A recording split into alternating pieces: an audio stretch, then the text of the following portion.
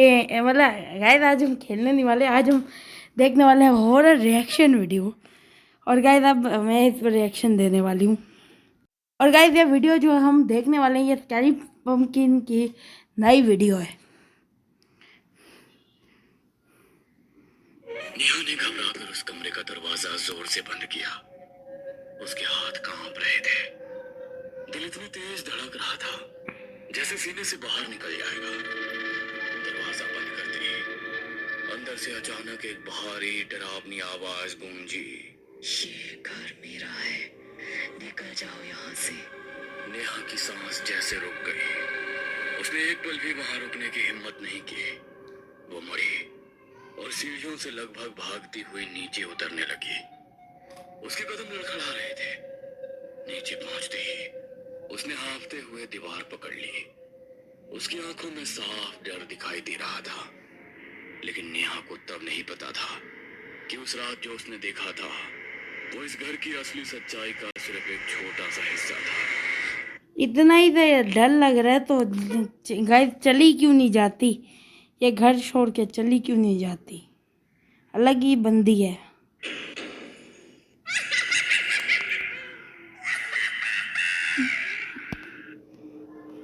कुछ महीने पहले अमित वर्मा एक सरकारी नौकरी करने वाला इंसान था। करीब 3 महीने पहले उसका ट्रांसफर शहर से दूर एक गांव में हुआ था। उसके परिवार में उसकी पत्नी नेहा, बेटा आरव और बेटी धृति थी। शुरुआत में अमित दफ्तर के पास बने एक छोटे से सरकारी क्वार्टर में रहने लगा। क्वार्टर छोटा था, कमरे कम थे और बच्चों के खेलने की जगह भी नहीं थी। करीब 2 महीने बाद अमित की मुलाकात एक स्टेट एजेंट से हुई। उसका नाम था रवि। एक दिन रवि अमित को एक घर दिखाने ले गया, गांव से थोड़ा बाहर, जहां चारों तरफ हरियाली थी। थोड़ा अंदर जाने पर एक पुराना लेकिन खूबसूरत घर दिखाई दिया। घर 2 मंजिला था, नीचे 3 कमरे और ऊपर 2 कमरे। घर के सामने एक गार्डन था। गार्डन में पुराने लोहे के 2 झूले लगे हुए थे। चारों तरफ बड़े बड़े पेड़ थे। थोड़ी दूर पर हाईवे था, लेकिन मैं तो कह रही हूँ इसे इस घर में शिफ्ट नहीं होना चाहिए। ये तो घर वैसे ही देखने से बहुत डरावना लग रहा है। इतनी दूर की गाड़ियों का शोर सुनाई नहीं देता था। ऊपर की खिड़की से हाईवे साफ दिखाई देता था और दूसरी खिड़की से अमित के ऑफिस की बिल्डिंग भी नजर आती थी। अमित को घर देखते ही पसंद आ गया। अब घर तो बहुत अच्छा है। किराया कितना है? बस 5,000 रुपए महीना। अमित सचमुच चौंक गया। इतना बड़ा घर सिर्फ 5,000? रवि ने हल्की मुस्कान। ऐसा कोई घर इतना बड़ा और है ना सस्ते में मिल रहा है ना, तो वह कभी मत जाना, वह पक्की बात कोई घर भरी है। साथ जवाब दिया। इसके मालिक विदेश में रहते हैं। उन्होंने मुझे केयर टेकर रखा है। काफी सालों से ये घर बंद पड़ा है। मालिक को किराए की जरूरत नहीं है। मैंने ही उन्हें किराए पर देने का आइडिया दिया ताकि घर मेंटेन रहे। ये बात सुनकर अमित को जरा भी संकोच नहीं हुआ। रविवार के दिन अमित अपनी पत्नी और बच्चों को घर दिखाने ले आया। बच्चे घर देखकर बहुत खुश हो गए। आरव तुरंत झूले पर बैठ खुश हो गए। आरव तुरंत झूले पर बैठ गया। धृति गार्डन में दौड़ने लगी, लेकिन नेहा घर के अंदर खड़ी होकर चारों तरफ देख रही थी। घर सुंदर था, लेकिन उसे थोड़ा अजीब लग रहा था। रवि जी, ये घर इतने सालों से बंद था। जी हाँ। और किराया भी इतना कम।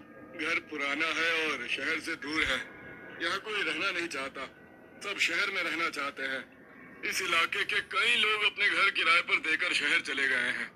कुछ ने घर बेच दिए और कुछ लोग बस छुट्टियों में यहाँ आते हैं।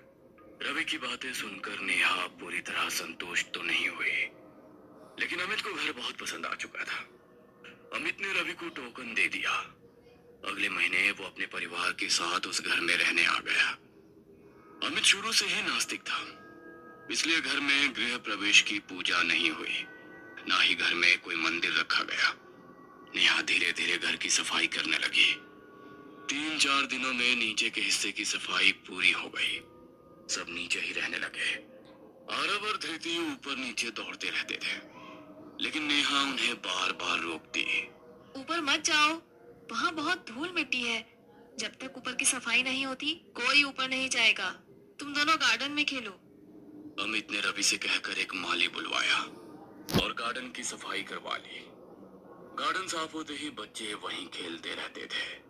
कुछ दिनों बाद नेहा ने ऊपर की सफाई शुरू की। ऊपर 2 कमरे थे। एक कमरा खुला था, दूसरे कमरे में ताला लगा हुआ था। नेहा ने पहले खुले कमरे की सफाई कर ली। फिर शाम को उसने अमित से कहा, ऊपर एक कमरे में ताला लगा है, रवि से कहकर चाबी बनवा लो। उस कमरे की जरूरत नहीं है, एक कमरा काफी है। अपना सारा सामान उसी कमरे में आ गया ना। अगर कोई मेहमान आए तो? आखिरकार अमित ने रवि को फोन किया। रवि ने चाबी बनाने वाले को भेजा। कमरा खुलवा दिया गया। नेहा ने उस कमरे की भी सफाई कर। कमरा बंद इसलिए था, उसमें भूत है और इन्हें लेकिन कमरा ही खुलवा देना है। और उसी दिन के बाद घर में अजीब घटनाएं शुरू हुई जो धीरे धीरे सामने आई। घर का माहौल धीरे धीरे बदलने लगा। शुरुआत में ये छोटी छोटी बातें थी जिन्हें नजरअंदाज करना आसान था। एक रात अमित को ऑफिस से आने में देर हो गई थी। बच्चों को सुलाकर नेहा लिविंग रूम में उसका इंतजार कर रही थी। घर में अजीब सी खामोशी थी। तभी नेहा को ऐसा लगा जैसे उसके पीछे से कोई धीरे धीरे चलकर गुजरा हो। उसने तुरंत पीछे मुड़कर देखा, कोई नहीं था, लेकिन किचन की लाइट जल रही थी। नेहा कुछ पल उसे देखती रही। लाइट्स तो मैंने बंद की थी। वो किचन में गई और लाइट बंद कर दी। थोड़ी देर बाद अमित घर आ गया। उसने खाना खाया और अपने कमरे में चला गया। नेहा किचन में बर्तन साफ कर रही थी। तभी लिविंग रूम से हल्की सी आवाज आई। नेहा ने किचन से झांक कर देखा तो उसे एक परछाई दिखाई दी। उसे लगा शायद अमित ही बैठा होगा। आप कमरे में चले जाओ, मैं बर्तन रख कर आती हूँ। कोई जवाब नहीं आया। उसने सोचा शायद अमित कमरे में चला गया होगा। वो बाहर आई, लाइट बंद की, फिर बच्चों के कमरे में झांका। दोनों बच्चे गहरी नींद में सो रहे थे। नेहा अपने कमरे में चली गई, लेकिन जैसे ही वो कमरे में दाखिल हुई, किचन की लाइट अचानक एक बार चमकी और फिर अपने आप बंद हो गई। अगली सुबह बच्चे स्कूल चले गए। अमित भी ऑफिस चला गया। दोपहर तक नेहा के सारे काम खत्म हो चुके थे। वो ऊपर कमरे में कुछ सामान ढूंढने गई। तभी उसे दूसरे कमरे में हल्की आवाज सुनाई दी। नेहा कुछ पल वहीं खड़ी रही। फिर उसने हिम्मत करके दरवाजा खोला। कमरे के अंदर घुसते ही उसे एक अजीब एहसास हुआ। कमरा बहुत बड़ा था, लेकिन कमरे का माहौल ऐसा था जैसे यहाँ कोई अचानक सब कुछ छोड़कर चला गया हो। जब उसने सफाई की थी तब उसने कुछ देखा नहीं था, बस खुद। इतना डरावना कमरा देख के तब भी इसे उस कमरे की सफाई करनी है। घर पर इतने सस्ते में मिल गया तो वही 3 कमरों में रह लो, लेकिन नहीं, इन्हें तो उस कमरे की जो बंद था उसकी भी सफाई करनी है। जगह सफाई करके चली गई थी। कमरे में एक पुरानी लकड़ी की अलमारी थी, एक टूटी कुर्सी और कोने में कुछ पुराने खिलौने पड़े थे। नेहा को यह देखकर अजीब लगा। उसे लगा जैसे इस कमरे को जानबूझकर बंद किया गया था। उसने शाम को अमित को इस कमरे के बारे में बताई। अमित, मैं आज ऊपर के कमरे में गई थी, उसी कमरे में जिसमें ताला लगा था। वो कमरा बहुत बड़ा है और मुझे लगा जैसे उस कमरे को जानबूझकर बंद किया गया है। पर अमित ने बस ये कहकर टाल दिया कि अरे घर काफी सालों से बंद था और शायद मालिक को जल्दबाजी में विदेश जाना पड़ गया होगा, इसलिए सब ऐसा ही पड़ा है। और शाम आरव ऊपर से दौड़ता हुआ नीचे आया। वो रो रहा था। मम्मी, वो बच्चा मेरा खिलौना ले गया। पक्का मतलब वो जो बच्चा इसे दिख रहा है वही इस भूत होने वाला है मेरे हिसाब से। अमित और नेहा दोनों चौंक गए। कौन सा बच्चा? ऊपर वाला बच्चा। ऊपर कोई नहीं है बेटा। है। वो रोज मेरे साथ खेलता है। उसके साथ एक बूढ़ी औरत भी रहती है। वो बच्चा हर शाम को मेरे साथ खेलता है, पर आज वो मुझे बॉल वापस नहीं दे रहा था। मैंने उससे छीन लिया तो वो औरत मेरे पीछे आई। नेहा का चेहरा एकदम पीला पड़ गया। बेटा, तुमने कोई सपना देखा होगा। अमित आरब को समझाते हुए कमरे में ले गया और टीवी चालू कर दिया। बाहर आकर नेहा और धृति के सामने मैं तो कह रही हूँ कि इस घर में भूत है, अभी घर छोड़ के चले जाओ। बताने लगा। आरब छोटा बच्चा है, कभी कभी बच्चे सपने में देखी हुई बातों को सच मान लेते हैं, लेकिन धृति भी अब थोड़ा डर गई थी। एक दिन धृति स्कूल से जल्दी घर लौट आई। उसका उस दिन एग्जाम था।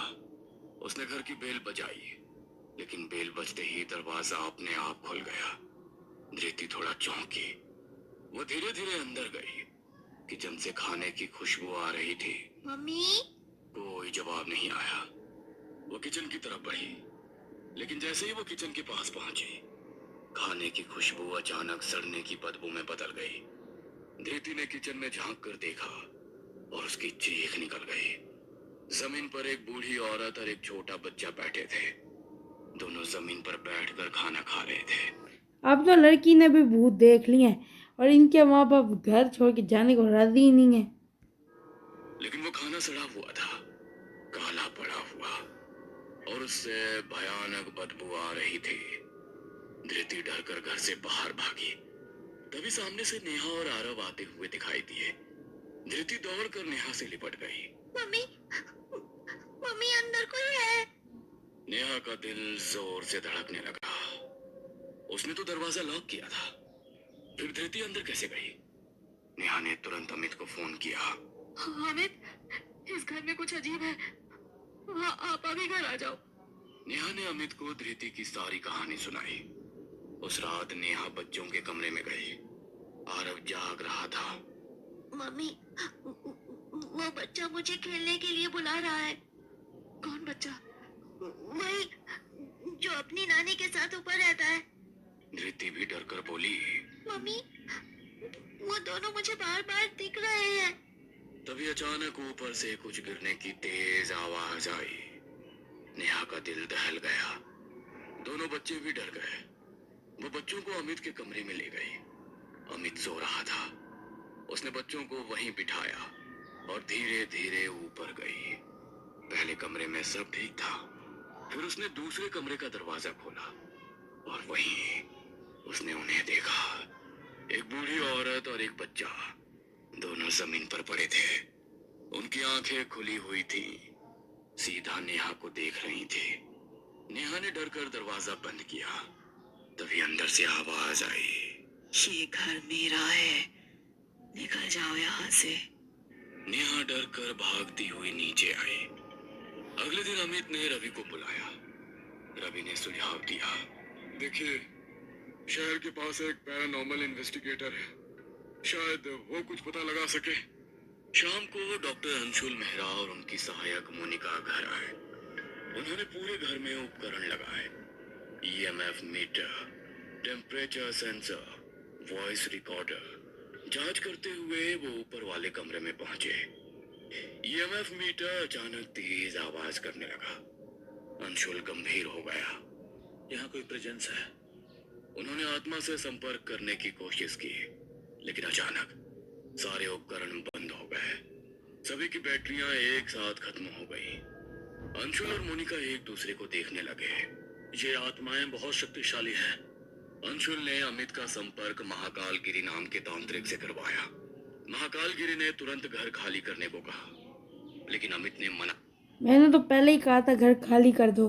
वो भूत बहुत ताकतवर है, मैंने मार भी सकते हैं, लेकिन इन्हें घर खाली ही नहीं करना कर दिया। मैं अभी घर खाली नहीं कर सकता। अचानक से परिवार को लेकर कहां जाऊंगा? और मैं 1 साल का किराया दे चुका हूँ। तांत्रिक ने कहा, आंगन में एक दिया हमेशा जलाकर रखना और घर में खाना मत पकाना। शनिवार को तांत्रिक घर आए। डॉक्टर अंशुल भी उनके साथ थे। तांत्रिक ने पूरे घर में मंत्र पढ़े, पवित्र जल छिड़का। जहां जहां आत्माओं ने स्पर्श किया था, वो जगह काली पड़ती जा रही थी। फिर वो ऊपर वाले कमरे में गए। उन्होंने कई मंत्र पढ़े, लेकिन अचानक कमरे के अंदर चीजें उड़ने लगी। दीवारों पर धमाके होने लगे। अंशुल के सारे उपकरण फिर बंद हो गए। आखिरकार तांत्रिक ने हार मान ली। इन आत्माओं को निकालना संभव नहीं है। उन्होंने उस कमरे को फिर से मंत्रों से बंद कर दिया। ये आत्माएं पहले भी यहीं कैद थी। अब भी इन्हें बाहर निकालना असंभव है।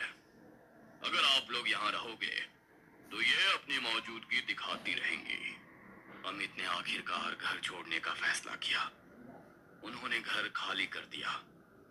कुछ समय बाद खबर आई, उस घर के असली मालिक की विदेश में मौत हो गई थी। उसके बाद वो घर हमेशा के लिए बंद हो गया। आज भी वो घर वहीं खड़ा है, खाली, सुनसान। और जो भी उस घर को खरीदने या देखने जाता है, उसे ऊपर वाले कमरे से वही आवाज सुनाई देती है। ये घर मेरा है, निकल जाओ यहाँ से। स्टोरी तो बहुत अच्छी थी। अब गाइस हम मिलते हैं नेक्स्ट वीडियो में, तब तक के लिए बाय बाय गाइस।